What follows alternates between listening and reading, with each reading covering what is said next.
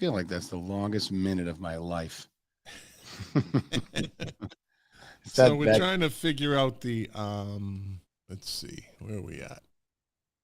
Are we on the live stream? Because I'm trying to share it. Yeah, I'm trying to. This Facebook Live thing has been a pain in the ass. Well, you know, if you weren't on the list, you know, you have to behave. Be more like me. Let's see. Dead air. Yeah. I don't know why it's not coming across. What's going on here? Let's try this over here. Oh, boy. It's the Facebook. I know we're on YouTube. I know that.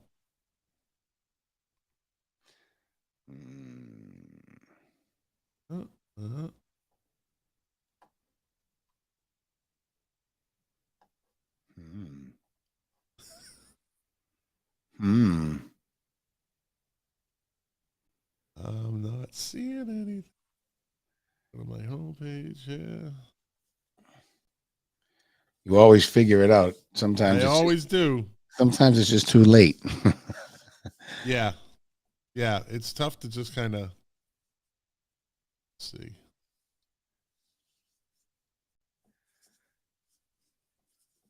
We're not live on Facebook. I don't know. I wish I knew how to help you. It's really just a matter of check something. Can Jim hear me and you?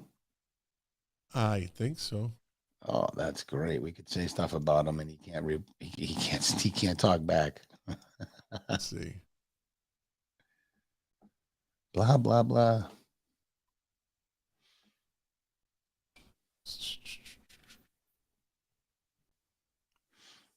Something's not clicking here. I don't know why. And I don't know why. Yeah. See some. Add a destination. Let's go this way. Back for it. Let's see. Oh, now, if I copied and pasted the link, let's go this way from YouTube, what would that do? Yeah, you could put that on the Facebook. Oh, now, if I copied and pasted the link. Facebook.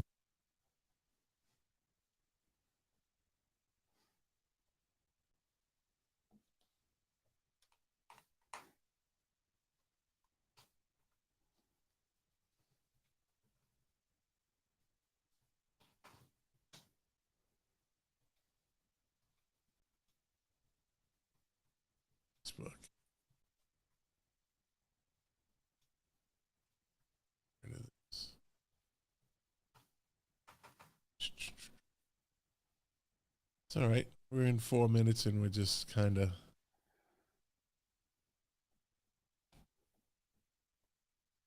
I just sent the link out. So if anybody wanted to join. Should be going to. Let's see. What I want to do.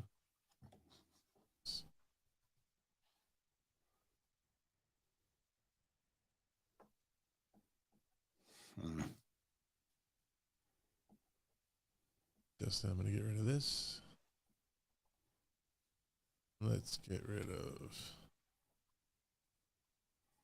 So we're streaming on YouTube. Yeah, you're watching us screw around. Yeah, it's saying on the Facebook sending data. So that means, let's see what the votes. That's a problem with Facebook right now then. Oh, that's a shame. Yeah. You know what? If you want to kick it off while I mess around for a minute and see what we can come up with here.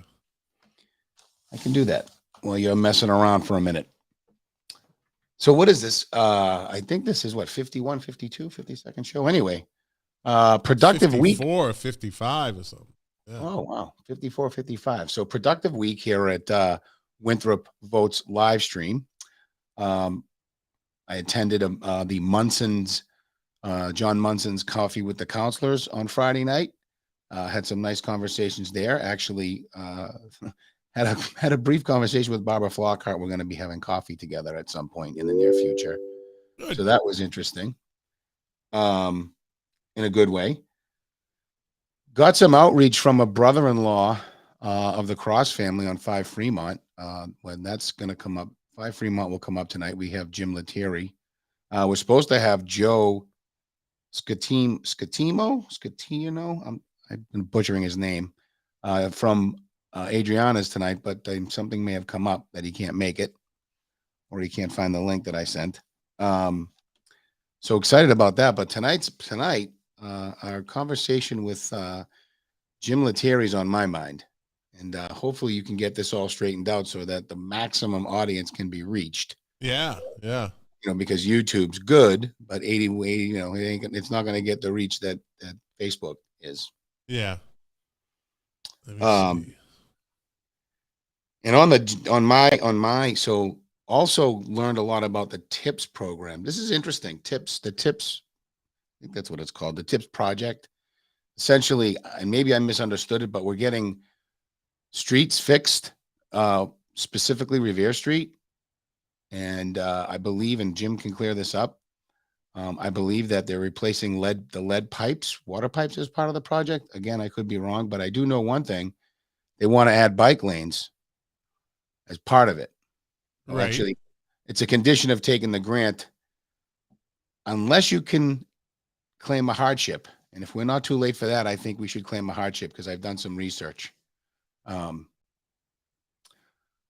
done some research on cycling and the issues that cycling creates when bike lanes are added. So how are we doing on the tech? I'm working on the tech, buddy. I'm working on it. I can see activate I'm mode. boring. No. I mean, it is what it is, man. It is what it is. If Facebook isn't working, it's not working. It did last week. We got it last week. You want to bring Jim on? Yeah, why don't we bring him on and he can struggle through this together with us, because this is a community page. All right. Well, without further ado, Town Council President, Mr. Jim Letterie. How you doing, guys? I'm doing good, other than the technical You difficulties. broke Facebook, Jim. Yeah, I broke it. I've had that issue before. You broke freaking Facebook. Hey, could you hear? You could hear me, right? I could. Good. Well, before we get into what I was talking about, so Jim Letterie, what is it now? How long you been on the? How long you been council president now? Council president since January, so almost 10 months. A little over 10 months. 10 months, right? Okay. Wow. All right. So, biggest surprises, if any? Not, I've been on the council for a long time, so not too many surprises. A lot of work, which, was no secret going in, and I relish that, and I do enjoy it. And, I guess it's what you put into it is what you get out. And I'm trying to put in an awful lot of time and hoping that those results will show. Well, I will say, and Jim knows I give him more crap probably than anybody, but I hate to give him credit, but there have been some things in my opinion that were very positive. One of them being the ordinance review committee, which we're going to talk about. Actually, there was on the town council agenda meeting last week. So we'll get there, Jim. But I think that's one of the things that you've done well.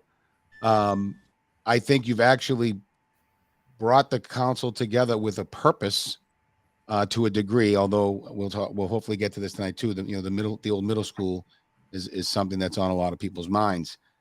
But I did want to ask you about the TIPS project came up the other night at the meeting, and I was sat in at John's Coffee with the Counselors, and Barbara Flockhart gave a great overview, really brief but great overview of it. And I thought I heard lead pipes being replaced as part of the project. Is that correct? All the infrastructure is being replaced. So water, So- sewer, drainage, gas. Okay. Yeah, everything's being replaced as part of the project. From what part of Revere? Where does it start? Does it start at McGee's Corner? So originally, so this project's been, oh geez, almost 6 years in the making.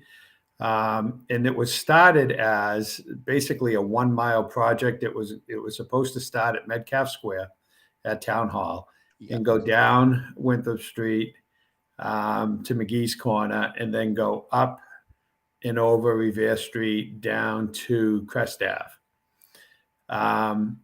As they were going through doing all their due diligence for the project, the stretch from Metcalf Square to McGee's Corner, for a few reasons. One of them, my understanding is that the street wasn't wide enough to do a lot of the stuff that MassDOT likes to do.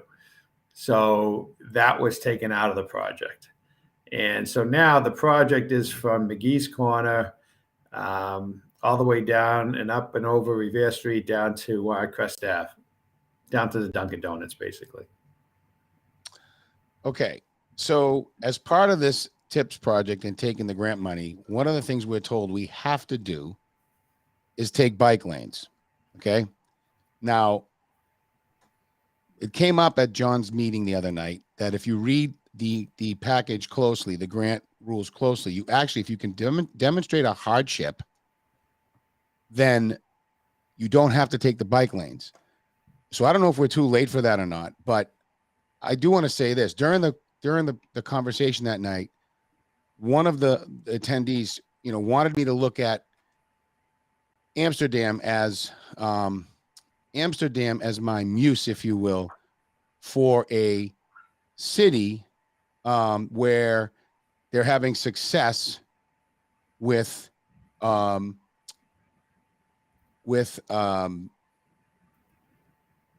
lanes. Okay.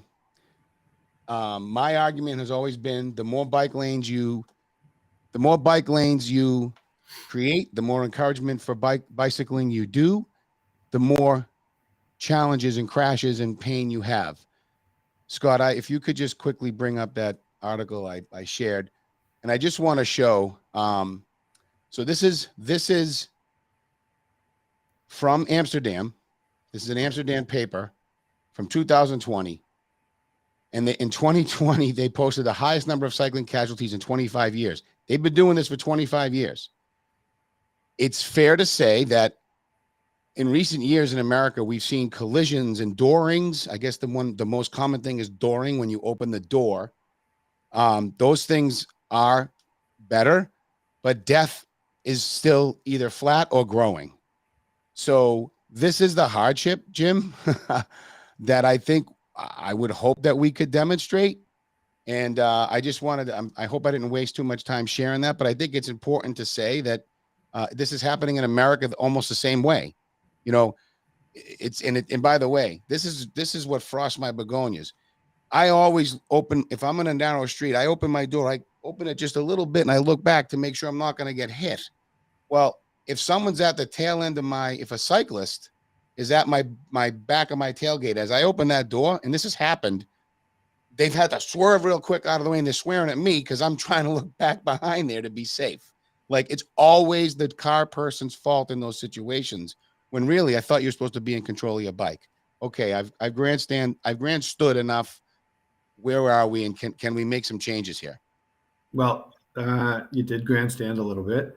And, my son when he was in college, did a semester in Amsterdam and talked about the bikes and how crazy it was. But again, they've tried to fine tune it, but obviously not to a great extent now. But they do have them all over the city, and there are bikes everywhere. And for them, it works out in a lot of ways. Here for us, yes, the MassDOT money comes with conditions. So they're basically giving us $6 million to do a $7 million project, a $7.5 million project. And, from the beginning, we were always told, it's MassDOT's rules, MassDOT's rules. We were never really told what MassDOT's rules were. So bike lanes, ideally for them, would be on both sides of the street.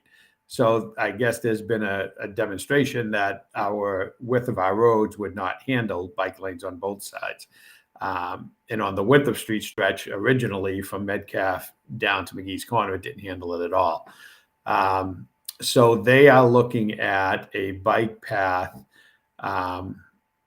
coming from, if you were going from McGee's Corner to Crest Ave, it would be on the left side of the street. And it will go up and over the hill. It will be a specific path for bikes. It won't just be sharrows in the road or a paint, something like that. It will be a specific lane. The one thing that they've also discussed, which I do think is a really good idea that came out of this, is coming from Crest Ave, going over the hill right before you get to the Fort Banks or Kennedy Drive to get into the Fort Banks School, which has had issues for years and years and years with traffic and drop-offs and pickups. That bike lane, my understanding is, in the morning and in the afternoon, that will turn into a wait lane, I guess, to get into Fort Banks. So it should help with congestion there. So, but again, what it does now, if you're driving a bike, now you're biking all the way up Revere Street, which I would obviously have a very tough time with. Now you get to the top of the hill and then they say, oh, sorry, bike lane's closed for a couple hours. So, but the thought is that, that's what you have to do to get the money. Now, we have asked to go back to the original question. We have asked and we have put questions into them that say, we are losing significant spaces in terms of percentage of parking.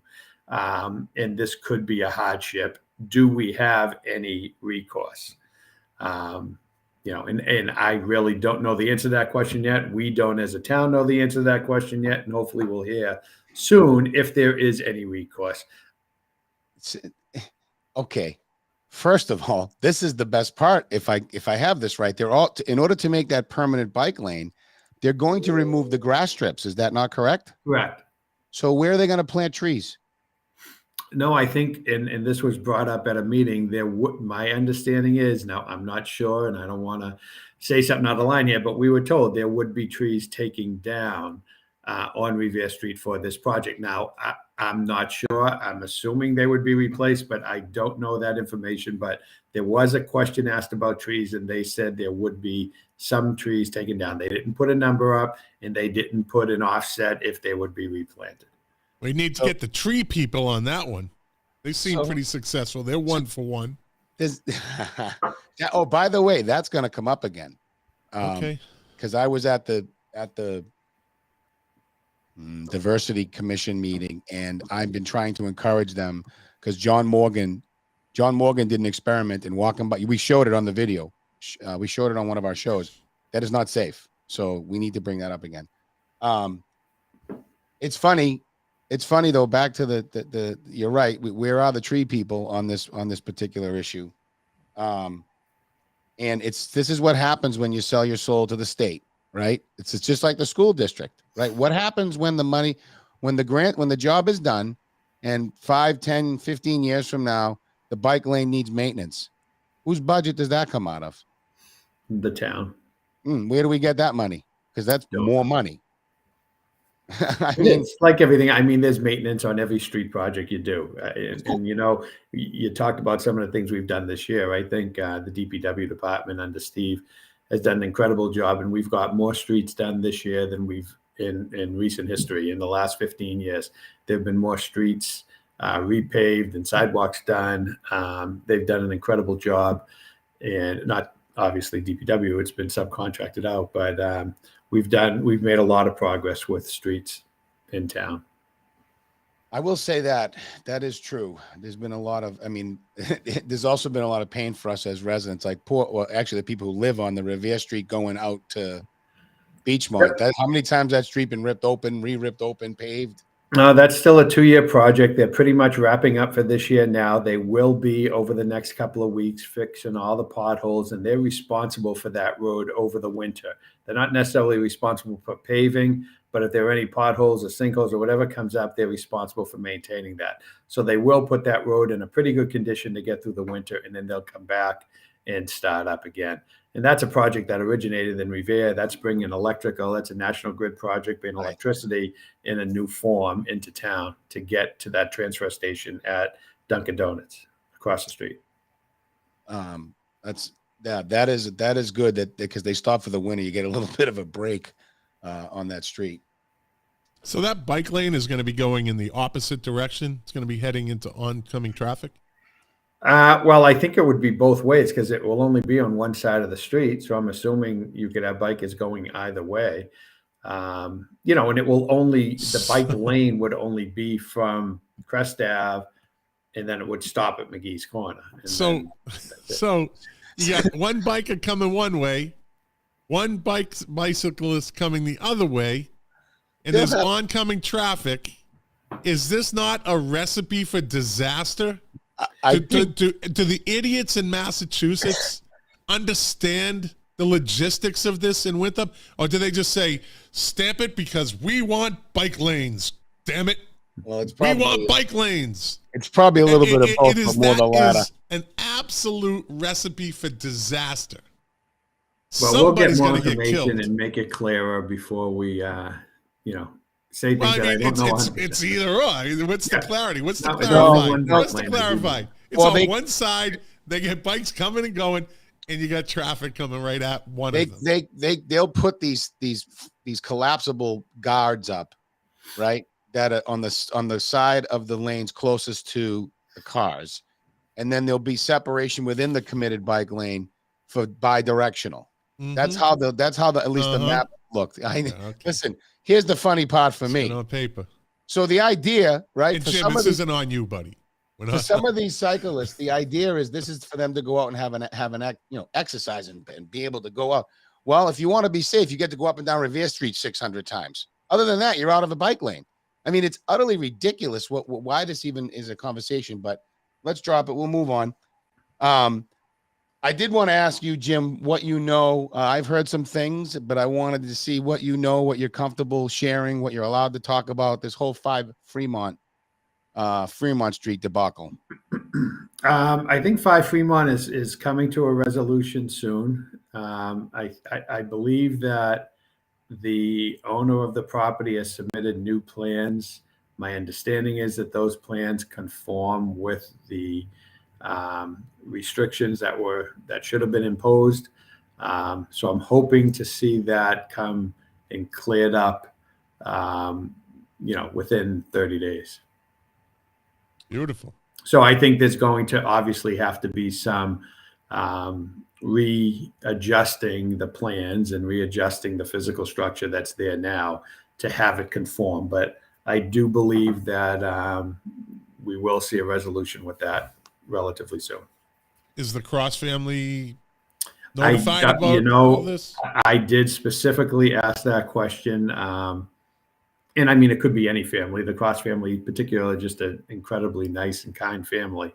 But it could be anybody, right? That's what I said last week. We're not, you don't want to do the right thing just because it's the Cross family. No. All right, let me very stop nice right there. People, and but I do not know. Now, this is my understanding is because I specifically asked that question that this is right now in the process where the builder has to go before the planning board with a new plan. I would assume that they would understand what's going on or be involved. Obviously, you want to notify all abutters of any decisions that you're going to be eventually making. Well, again, let me just clarify something. It is about the Cross family because it happened to them. Of course. So it is about them. Sure. Can it happen to anybody else?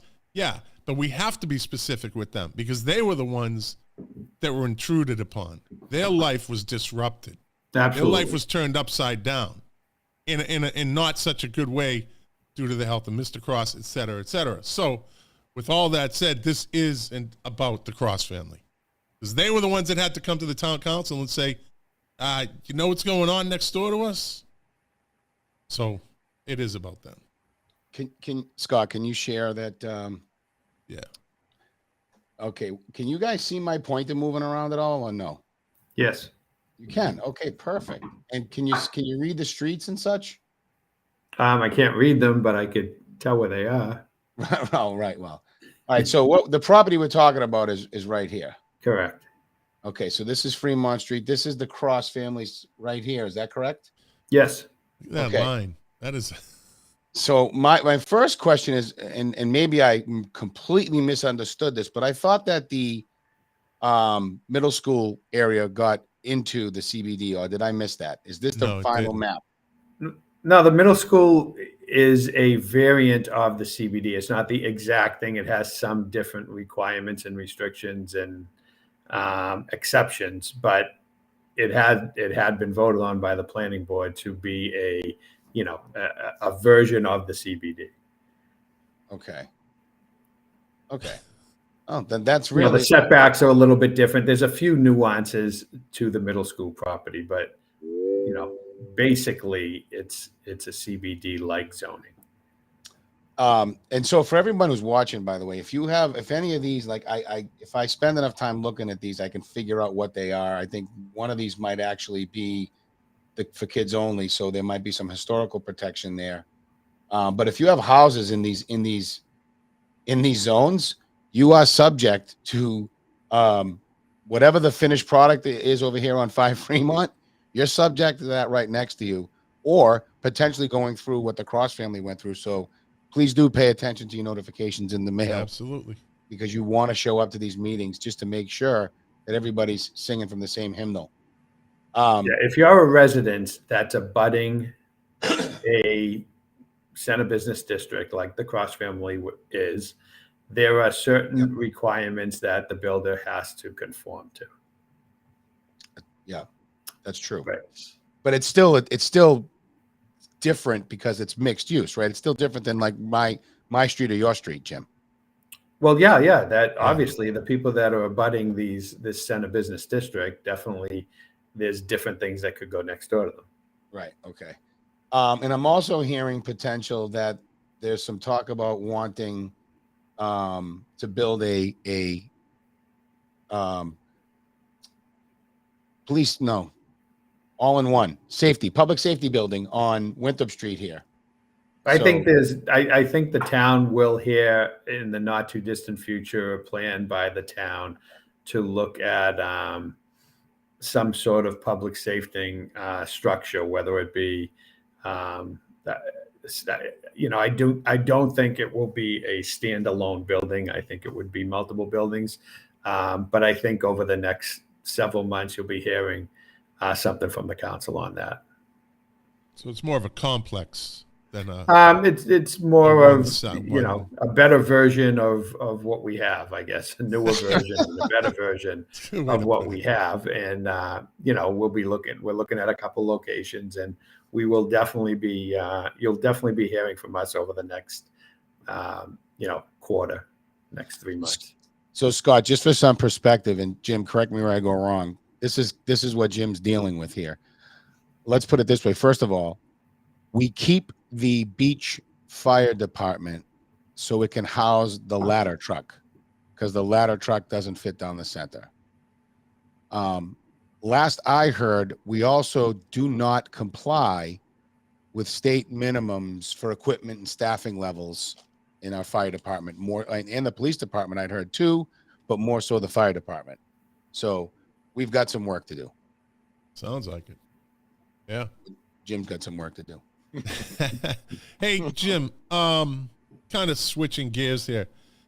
What's going on with the bus service and Point Shirley and MBTA? Anything on that? Yeah, there's nothing new to report on that. They have come out and said that they're going to restrict their service, and they're going to change their service. And it's come up recently because of that TIPS project, because a lot of the things they're doing on the TIP project are moving bus stops, different locations, and some of those locations aren't even on the new map. So, we're hoping in the end that, the MBTA does the right thing and services the point, because they deserve service. They've had service ever since I can remember. And to just cut someone off like that is just insane to me, especially in this day and age where, over the next couple of years between the tunnels being closed, and then you have the other entrance of, getting out through Beachmont, like we just talked about. There's the need for public transportation is just growing astronomically, and to cut off, a third or a fifth of the town in terms of bus routes is kind of crazy. Does the if in fact that becomes the case, is there any type of contingency plan for the point to help them out? We do not have a contingency plan as of now. I know, I know Hannah, Councilor Belcher from the point, is incredibly involved in this and has been a huge help. She's just been great in a lot of ways. And, I think the council as a whole, we're not united on everything, but I think on this, we are united that yes. we want to maintain the routes that we've had, and we're fighting like heck to do that. Yeah. Again, it's an interesting thing, because you made an interesting statement, Jim. Public transportation, given all the struggles we have to get out of Winthrop, more so than, Winthrop and East Boston immediately, more so than anywhere else, is more of a necessity. But the conundrum is, a lot of people, for various reasons, but one of the big reasons for families, it's just not convenient for families. It just doesn't work for whatever errands you got to do after work, before work, dropping kids off here and there. Public transportation is not an answer for probably, I'd say, at least 70% of the people or more who drive out of Winthrop every day. So we have to come up with a public transportation that works for the family, if that's even possible. But I just wanted to kind of throw that out there as a thought, because that's really the struggle for the uptick. And like for me, I just don't like it. It's not reliable. It's not there exactly when I need it. It's planes, trains, and automobiles. It's just, I want to get my car and go. So for me, it's a matter of convenience. But I think you'd get more if we could make it better for families, I guess. So let me move a little further to the end of Winthrop and the beginning of Boston, i.e. Deer Island, right? Have you heard anything in regard to a 15-story building going up in that dead man's land? I heard that maybe 10 or 12 years ago. I haven't heard it really since in any kind of, real meaningful manner. Would you hear about it though? I think we would. I mean, some of the land is Boston. I've heard things that they said, they'll build a property on Boston and parking in Winthrop, just to kind of go to our zoning. But I think we would definitely hear from it, especially with contingent at the State House. I think we would definitely hear from it. I think, yes, I believe very strongly we would hear. All right. What about the buildup of Winthrop, as far as new buildings, new condo complexes? I think, is there any thought going on as far as maybe, as Todd and I have said, a moratorium, take a step back, let the town breathe, see how the infrastructure is handling what it has already, rather than, okay, there's going to be, they want to put up a 5-story, they want to put up, what's Allegheny doing down the center? Six condos out of a 3-family house. I mean, this just adds and adds. No, it adds. And I think, I've said that this is why the middle school project to me is so important, what gets done there. But, incremental development is something that it's hard to stop in a lot of ways. If you put a moratorium on, now you're subject to 40B, right? And we are not at the threshold yet for 40B. So now a developer can come in, bypass a lot of the zoning, and now build all kinds of stuff. What is 40B? So 40B is affordable housing. Okay. All right. So, the number that a town would like to be at, or the state would like to see them at, is 10%. And we're not quite there yet. We're doing recalculations to try to get an exact number. But if you're talking about a moratorium, that's a moratorium on, conventional projects going in and saying you want to Right. build 30 units or something. But with a moratorium, that could stop that. However, if somebody's saying, well, I want to build affordable housing and do 40B, then the moratorium goes Of out the window. course. Yeah, of course you can. So we want to be, I think incremental development is going to be expected. I think a good measuring stick will be that new Somerset project down the center, which is, now complete and starting to be habited, starting to have residents coming in. So I think that's going to be a good measuring stick. It's also tough now too with interest rates and still supply chain crap getting to get materials and stuff. But interest rates, I'm sure, putting a damper on some of the construction. Do you have an idea of what might be a tipping point for the town to finally say this? Yeah, I think we could handle a few more people. I think that's the way a town grows, and you're going to have that normal transition But when people towns move grow. around. But towns yeah, we expand. are in the top 10 for density in the state right now. We're 1.6 square miles and 19,000 people. So it's pretty dense right now. And then we talk about parking, and we talk about transportation. We talk about the T, and we talk about the ferry, and we talk about everything else. We definitely have our struggles. And then you talk about, and then you start talking about schools and space and kids and cost and stuff like that. It's one thing to say, oh, we're going to have, and I've said this a lot of time, we're going to have 30 more units. Well, that's great. That's, $8,000 a unit in taxes. That's $250,000. However, if you're bringing in, 20 kids at $15,000 a whack, that's $300,000. So now we're in the whole 50. So it's, you got to do incremental development. A town it's going to develop itself. Over the years, you've had families that move in, move out, that they pass, And that's fine. And that's just, and I think that's why incremental development for us is important.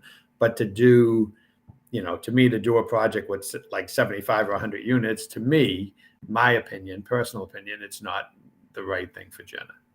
Demographics is always going to roll over.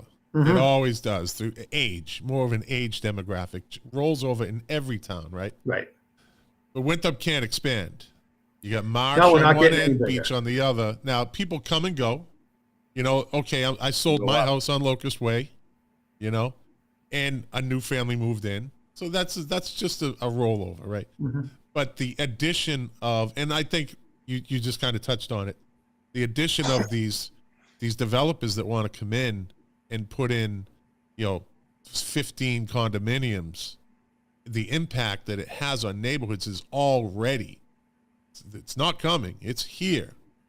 I think Shore Drive was a perfect example of that. There's nowhere for people to park. That is a huge impact on people's lives, especially in the winter we're time. talking, you're sitting here, we're talking about 15 units here, 20 units there. Within a mile of us is going to be 10,000 units. I know, Suffolk that's Downs, insane. Right? In Revere Beach, they What do just you keep think building and building. I'm sorry. And building. What do you think the impact is going to be? What's your opinion on the impact that Revere, that small town, is going to have on Winthrop? No, it's going to be. It's different. You look at the seaport, right? And that wasn't there when I was a kid, basically, right? And it's been absorbed somehow, some way. You go there, it's not gridlock every day. It's absorbed some way or another. And I think there it's a little different. I think the price point is so high. You have a lot of probably really well-to-do people that just use it as a summer place or whatever. I think Suffolk Downs is going to be more like a year-round place for people to live. I don't think it's going to be, the top of the heap on the wealth scale that are going to be living down there. But obviously people that are doing pretty well, but working a 9-to-5 job, if that even exists anymore. But I do think it will be absorbed, but I do think the impact will be big on a traffic standpoint, right? If you have 10,000 units, that's potentially, 2 people a unit. That's another Winthrop, right? Yeah, Winthrop has I was just 19,000 thinking that, people. So yes. that's another Winthrop at Yes. Suffolk Downs. Yes. And on top of that, you're going to have not only 10,000 units, but you're going to have I think it's 2 hotels, at least one I know, movie theaters, restaurants, commercial space, like hundreds of thousands of square feet in commercial space. So a ton of retail.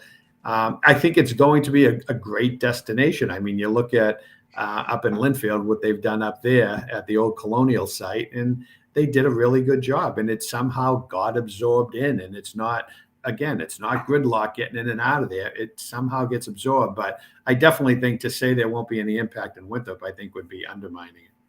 Yeah, because we only have 2 ways in and 2 ways out. The place in Linfield has a highway right next to it. I mean, there's a major difference. It is a big difference. Yeah. I mean, and then Wonderland, you're going to have Revere building a new high school at Wonderland, which originally was going to be 5,000 units. So that helps us a little. The plans I looked at, though, to your point, Jim, I mean, I do think a lot of that stuff's going to remain self-contained because everything's going to be in there for the people that live there. Yes. You know what I mean? So that's going to help it to some degree. Like Assembly Square, too. It's kind of Right. self-contained. Those people stay there. They get in the tea. They go to work. They come back.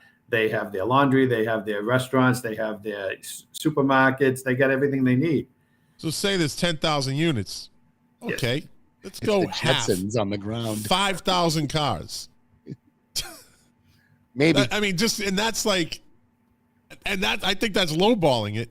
I know. Because the majority of the people, they live in there. Yeah, but they want to venture out. It's not like Escape from LA where Escape from New York, where they're all trapped in there. You know, I looked too at the Encore, and we heard so many things about, oh, you're never going to be able to drive by there again. Pretty much any time of day or night, you could drive up and down 99 there, and there's really not that big of an issue. Right. I don't know how it happens, but a lot of it just gets absorbed in. But casino traffic is a different type. It's a totally different thing. It's 24 hours a day. It's yes. a different dynamic, and it's more spread out. It's not just the 7 to 9 in the morning and 3 to 5 in the afternoon.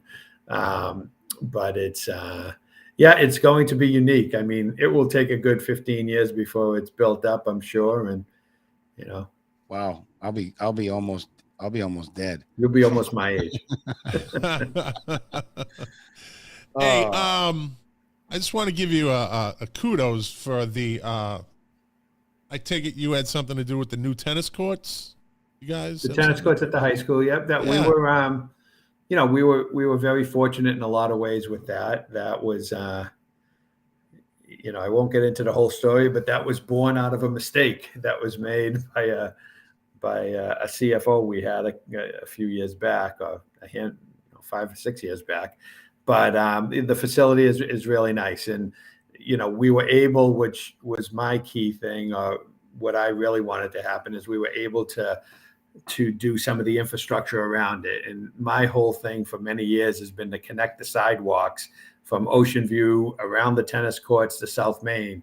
And we were able to do that in this project. So it was almost like 2 projects in one. The infrastructure came from the Miller Field Committee, and the tennis courts themselves came from the school building committee. You were on both of those, right? I'm sorry? You were on both I of those? I was. There you go. And they came from those 2 committees, but it's a great project. It really worked out well, and we were able to get some safety concerns addressed. So it was a win-win-win all the way around. So that is a good project. Absolutely, and a good job on your part and the committee's part.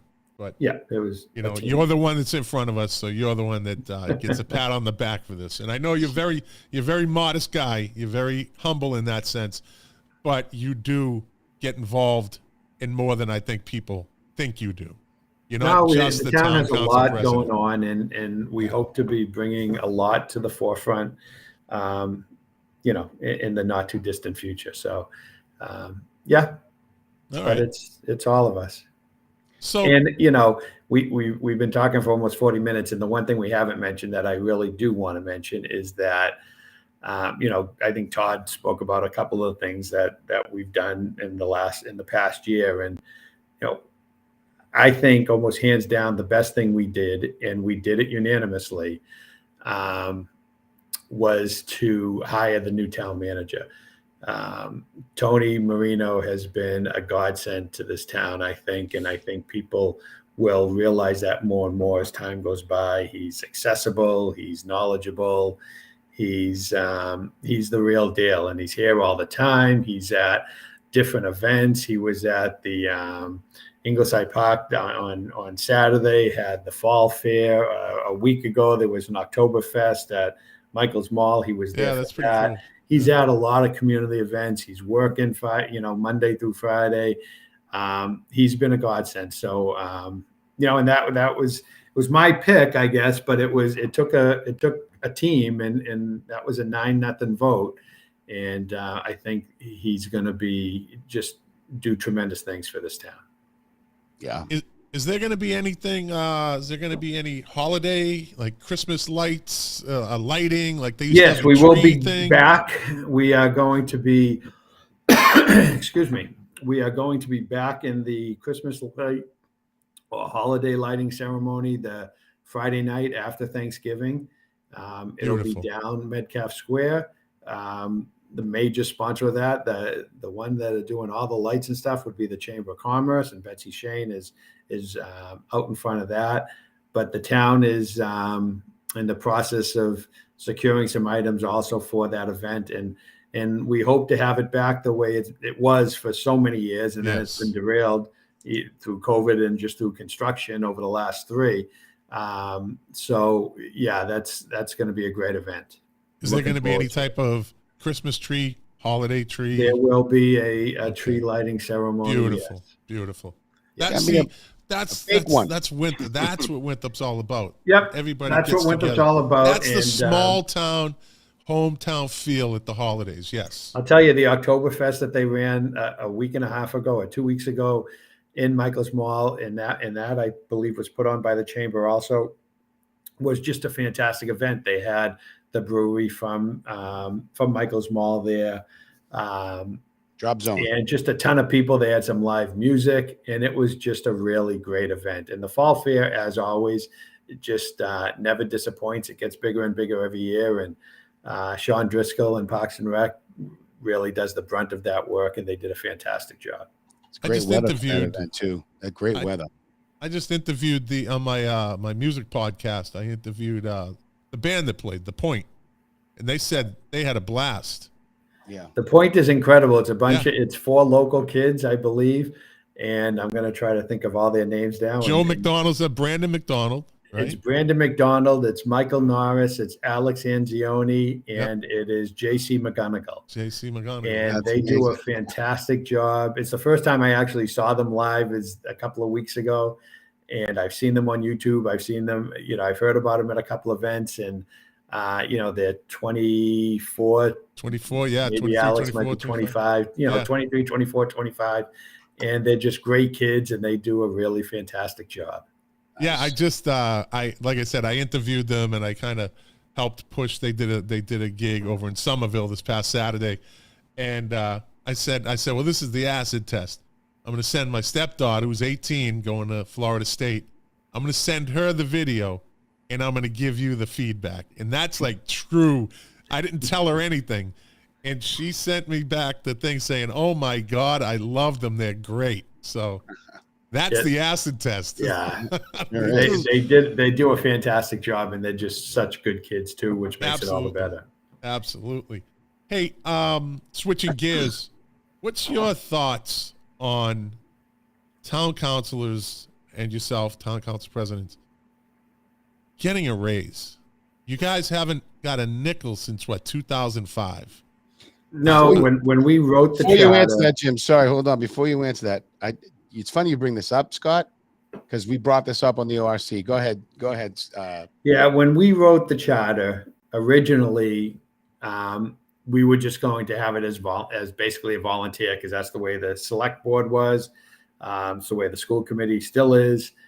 And we went back and forth, and we said we really should just put in some sort of stipend, because it's probably the right thing to do. And I don't even remember how we came up with it. It's obviously much less than other cities in our area. And it just kind of, it was $50 a week for a counselor and $100 a week for the council president. And that was when we started, like you said, in 2005 and 6, and it's still the same as of today. Should it change? Obviously, it's selfish for me to say that. I do think it should change. And not even the way the charter was written. If there was a change by a counselor, if a counselor suggested a change and the council voted on it, it wouldn't take effect until the preceding election, the following election. So basically, if somebody thought that somebody was trying to give themselves more money, they could vote them out. And that's the way it was done. And we thought that would, keep it in line. There's a tremendous amount of work that goes into it. And it's like anything else. You'll not everybody maybe over 20 years has put in all the work that is probably required. And there are a lot of people that have just put in a ton of work. So do I think that should change? I honestly do. Yeah. When it changes. And that's not selfish. I mean, you guys do a lot. No, it's not selfish to me because I'm on, I'm at the end of my career, but I do think it's the right thing to do. And I think I'm sure you're going to have some questions on the ORC and yes. I'll probably have more to say about it when you do. Yes. I just think that there might be, I'm not going to say no one on the board is qualified, but there might be more qualified people that say, you know what, now it's worth my time. Like a friend of mine, he grew up in Winthrop. I won't say we all pretty much know him. I'll tell you off the air. He's like now the finance guy for Saugus. He moved to Saugus, and he's in the finance industry. He works for a big investment firm. And they sought him out. They met him. They talked to him. And they're paying him to do that job for the town of Saugus. Winthrop should be no different. The problem is we haven't. You get a true professional. We haven't prioritized it. And you're right, Scott. Like we should be paying people. And the ORC punted on that for the segue. We punted on it because we thought that it better for the counselors to take it up because they have more knowledge of how much work it actually is. So we'll see if that actually happens. And there's ways to. I mean, you could raise. So say a developer comes in, and what they want to present their plans. There's a cost to them, right? Yeah. Yeah, there's a cost to them to come in to apply for the permits and such. It's like $100. Raise it to $300. If they want it bad enough, they'll pay it. Don't take it. There's ways to find. Yeah, on fees and stuff like that. When you're doing fees for permits to do work or this and that, you have to be able to justify the fee should not exceed the cost of doing the service. So technically, if you got a permit to put in a pool and the permit costs $100 or $200, whatever it is, the cost of that permit has to be justified. That it took a worker a couple of days to go out, and you have to try to justify. Gotcha. You're not supposed to be making money off fees, technically. Technically.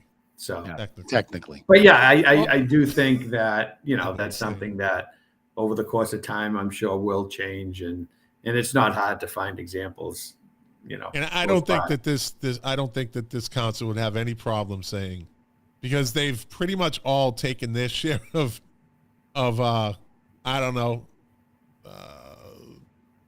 beating in one way or another from constituents, from decisions that they make. It's part of the job, of course. But if you're getting paid, it's worth. Then you could say, well, this is what I get paid for. Yeah, and we all take criticism, and that, like you said, comes with the territory. And I would hope that nobody's doing this for the money. Well, I know nobody's doing it for the money because not this money. But I mean, that's not the and that was initially our thought. We don't want people that are just doing it for the money. We want people to do it because they have a love for the town. But you have to reciprocate that love and just show, just be responsible.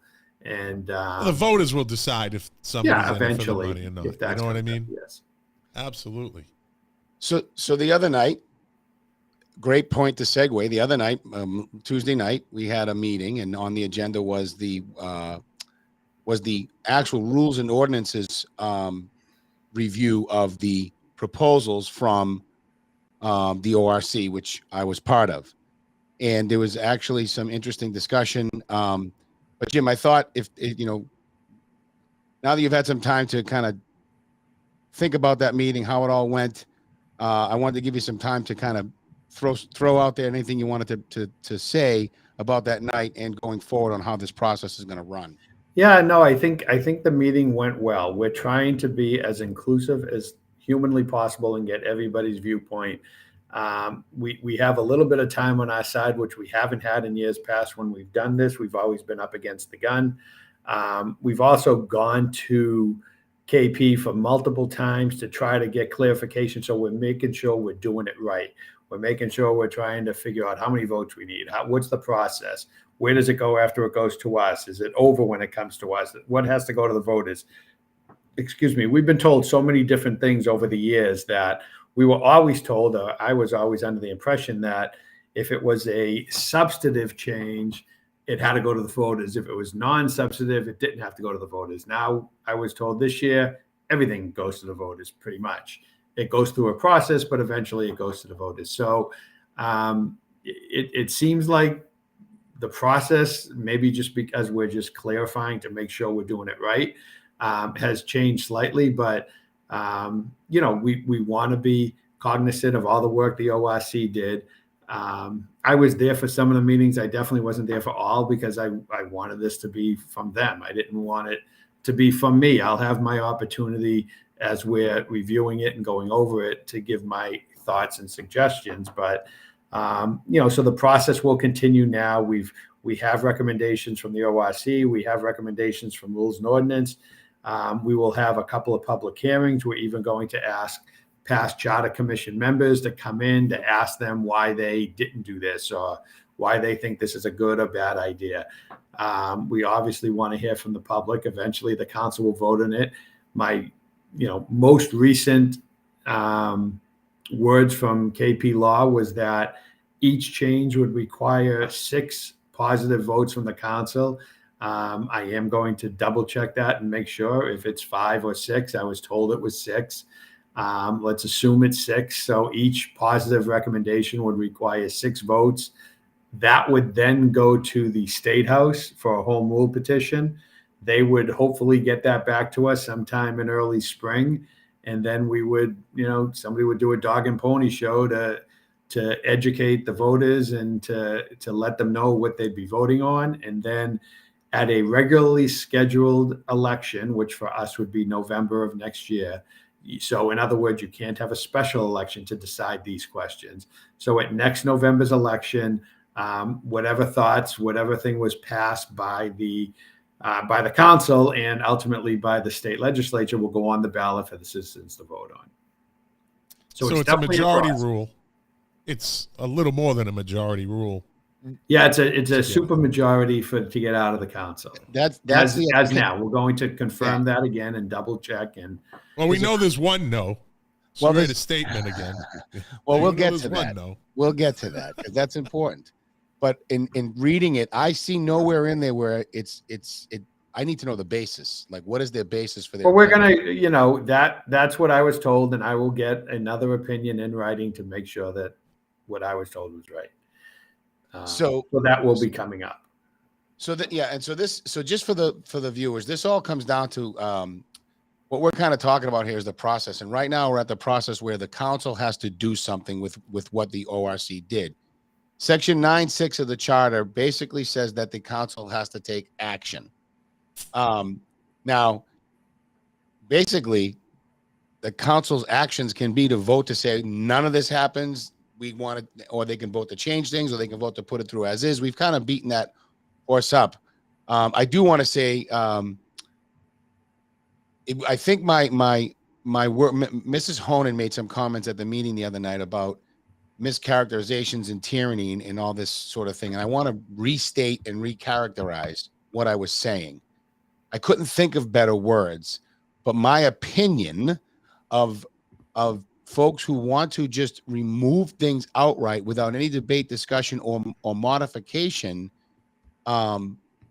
is taking the right of the people to have say in the government that they have, which governs our elected officials.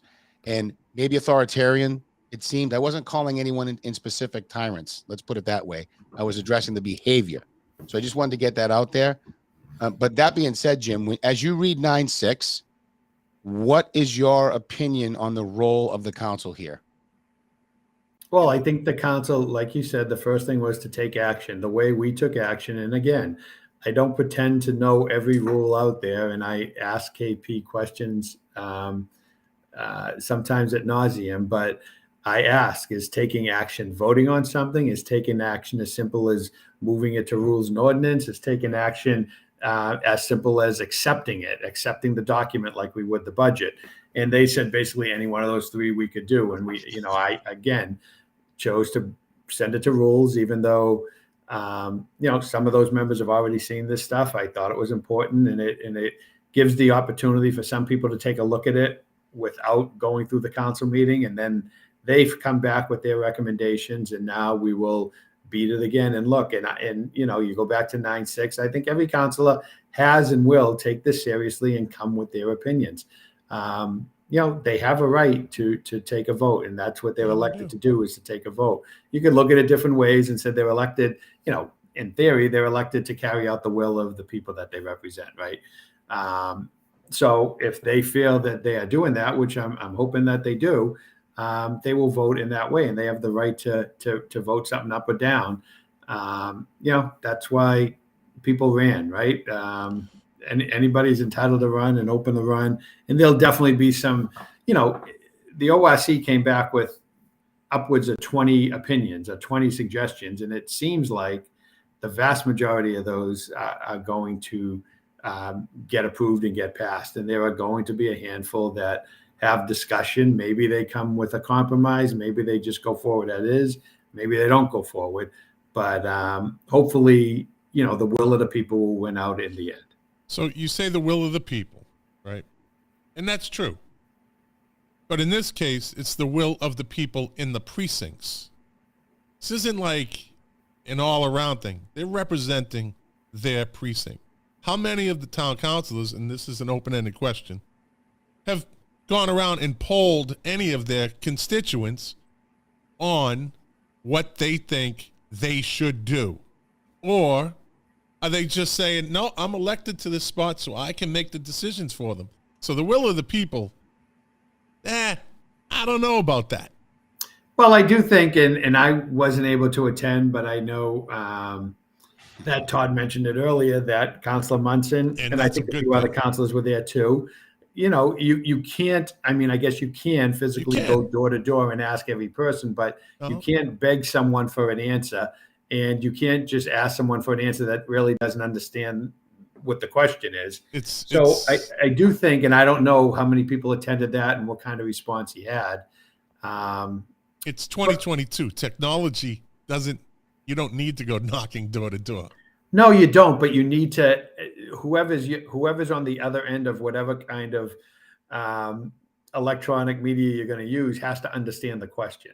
So, and that's the beauty of an email. A vast number of people that, if I ask them, can you tell me 3 of the recommendations? They wouldn't know, because people have busy lives. And excuse me, going back to a counselor, that's, another reason that you could say that's why the counselor was elected, to carry out what they feel is the will. What they feel is right? Is it what they feel is the will, or is it the actual will? There you go. You could go back to the tree, and you could go back to a lot of other things that we've done that, right. If it came to a vote, is it really that majority that won?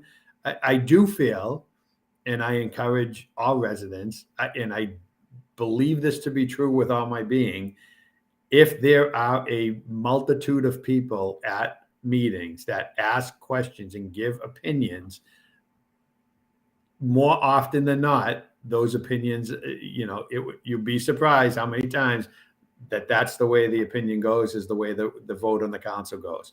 Might not be the true representation of the town as a whole, but usually the true representation of the people coming, speaking their mind, they usually get what they want. They usually get a favorable vote. You are tasked, the council is tasked with a great many things. One of the things you're tasked with at times is deciding whether or not you should put an override on the ballot. But you do that and let the people decide. Now, while I agree there are some pretty distinct differences between what we did on the ORC and an override, there are also some similarities in the fact that these are big, major structural changes. And first of all, we've never come this far. John got it a little wrong. We've never come this far with these types of changes that we're talking about. You know, changing the makeup of the council, changing whether or not they're precinct or at large, changing the term, right? These are major things that we're hoping have an impact to fix something that many of us see as broken, which is 80% of our elections are uncontested. So I think it's important to note all of that. I will also say, Jim, to your point, yes, I meant to bring this point up earlier. You at the meeting that night when you made a great point when you were talking to Barbara, and you said, maybe I see things one way and she sees things the other way. That's a signal that issue should probably go to the people. And that's all that those of us on the ORC have been saying.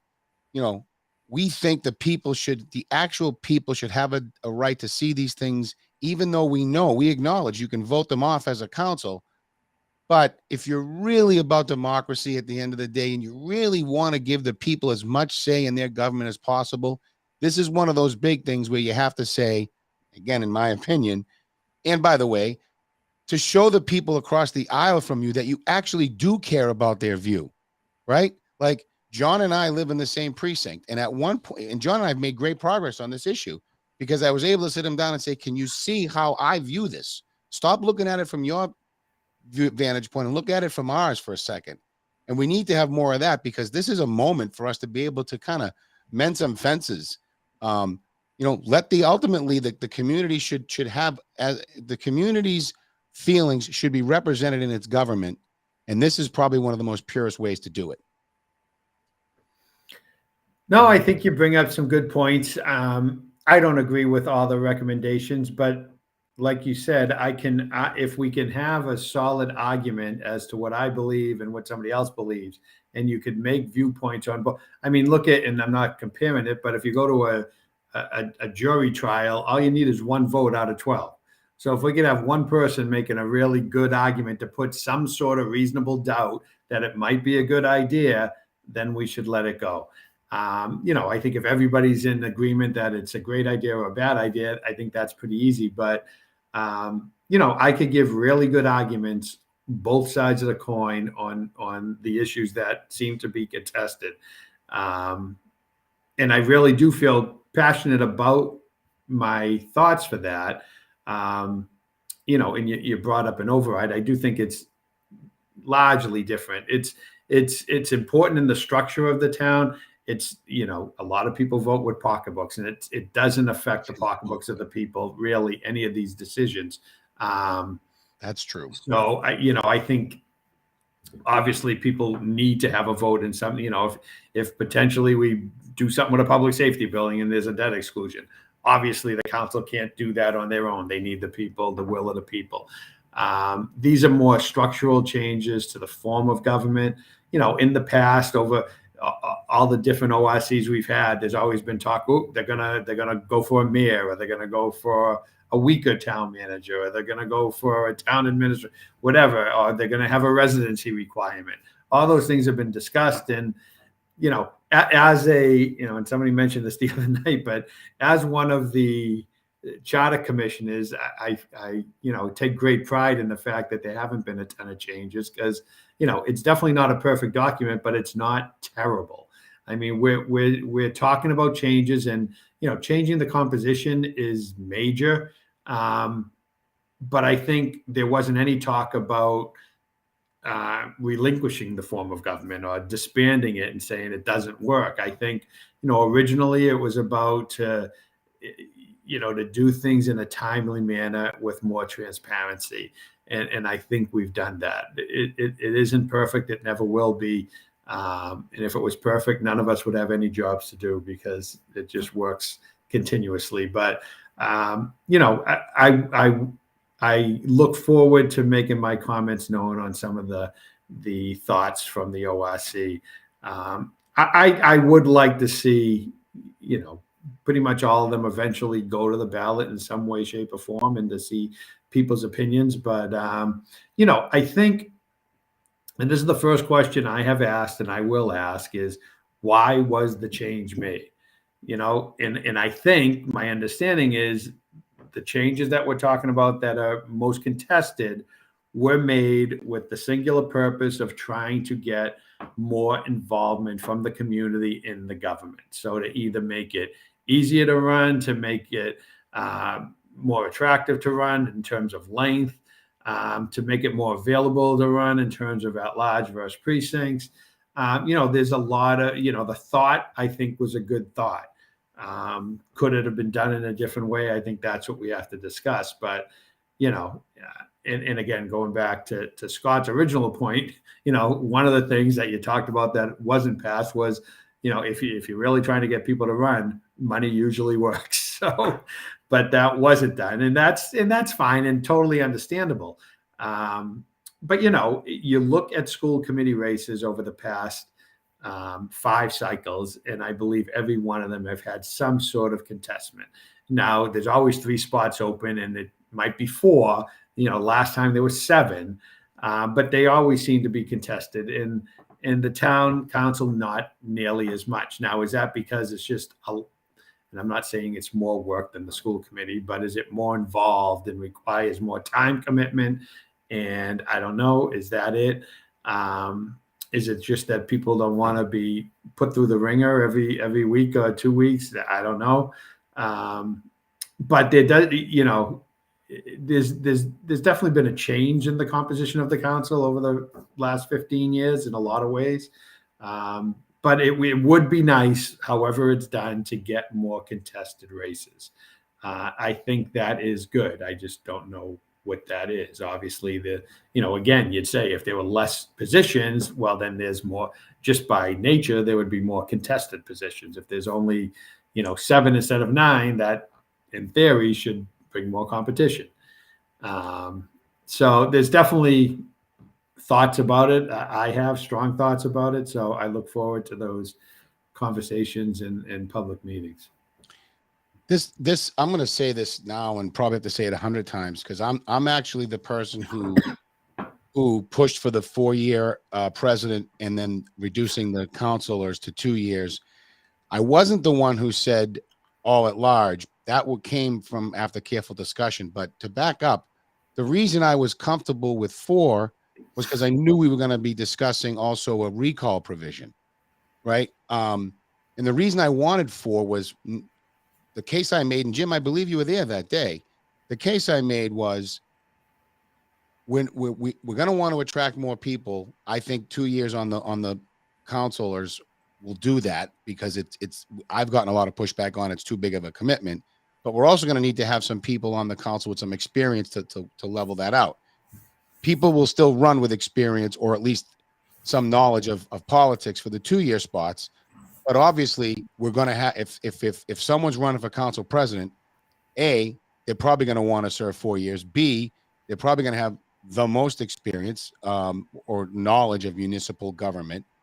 And C, they can actually help be there, a consistent face on what could be a council that turns over twice during, or one full time during their 4-year term, completely turns over. That's why I wanted the 4 and the 2. And the reason I'm sharing that, and I'm going to say it as many times as I can, at John's Coffee with the Christians counselors hour, one of the women there was like, her opening comments about the ORC was like, with the shift to fascism, and she went into this explanation of how scary things are for her. And I want to share this. Like, this isn't about a power grab by us.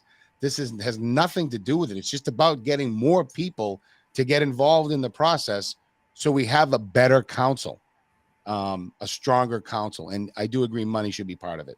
But that's the thinking behind why I wanted 4 and 2. That was my thought process. Yeah. And the 2 years, the easy criticism, I guess I would have with 2 years would be that you're potentially turning that council over every 2 years. So I think that's the easiest criticism.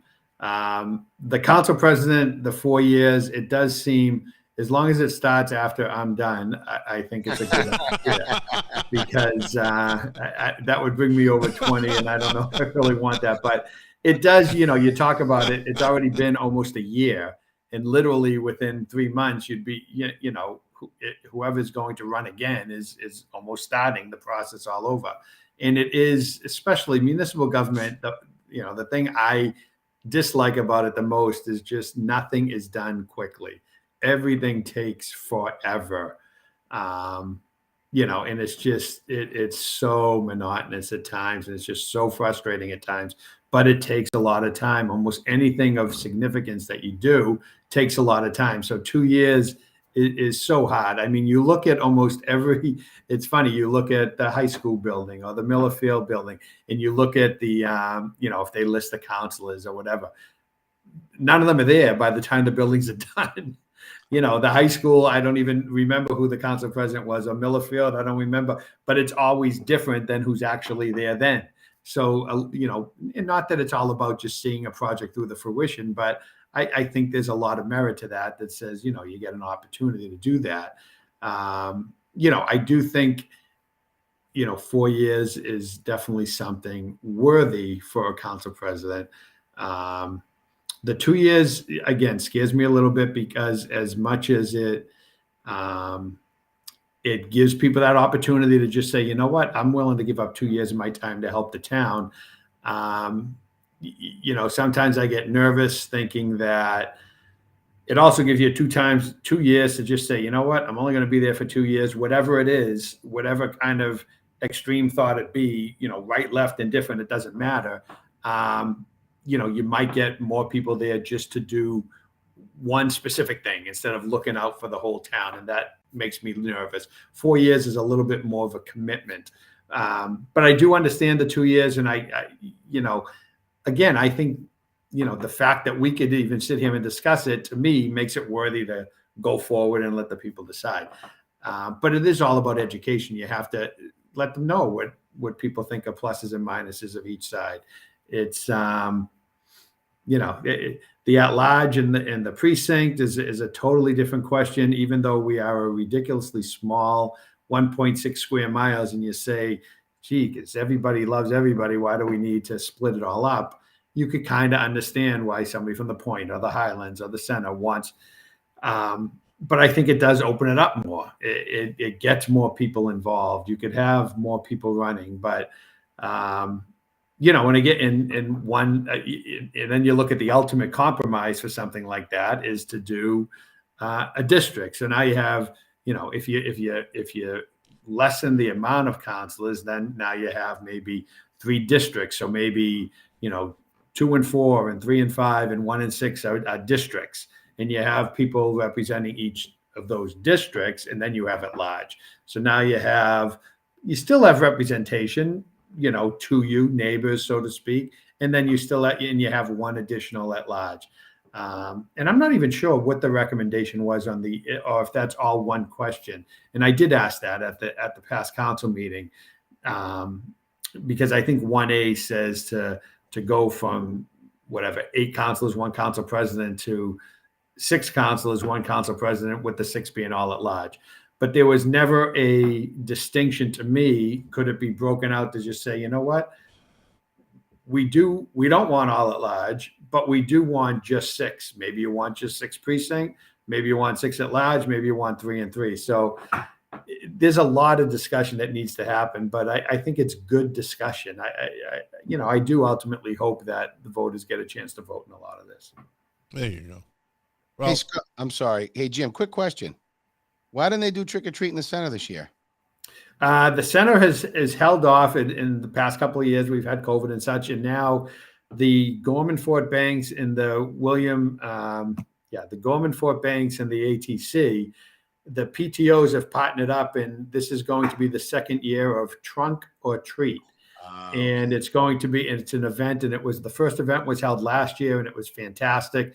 And basically you get either businesses or you know, it could be a politician, so to speak, or it could be just regular citizens that say, you know what, I'm going to spend whatever it is, 20 or 30 bucks, and I'm going to reserve me a space. And basically you're backing your car into a space, you're opening your trunk, and you're giving out candy as kids walk up and down the Some people semicircle decorate behind their you. cars and stuff like that. Yeah. It's really cool. Yeah. There was music there last year. Some people just put little like tables out and they were giving candy off the tables. Most people had them out of their trunks. It was a really cool event. There was a ton of kids there. It's more contained, safer. I think it was a great event. The PTO did a great job, and I encourage people to find out more information about that. The center, I think overall just got, you know, it was almost like too successful. It started off, and I was there when it started, and you know, you had your 400 or 500 kids, whatever, and it quickly went to 1,200 kids. I think was the last year I did it. Beautiful. And it was, you know, a Chaos. lot. I think it was such a good event. You had It's people coming in chaos. from other towns saying, "Hey, let's come down to Winthrop," and it became something that it wasn't originally supposed to be. And it was just, again, it was the curse of being too successful, I guess. Well, you should have opened your sub shop up and started selling some Sangies to these people. But it was, and that was a great thing. And there was, I think, upwards of 50 or 60 businesses or individuals participating. And it was fantastic. But the trunk or treat, maybe a little smaller scale, but in a more confined space, you'd think there was 1,000 kids there because there was so many.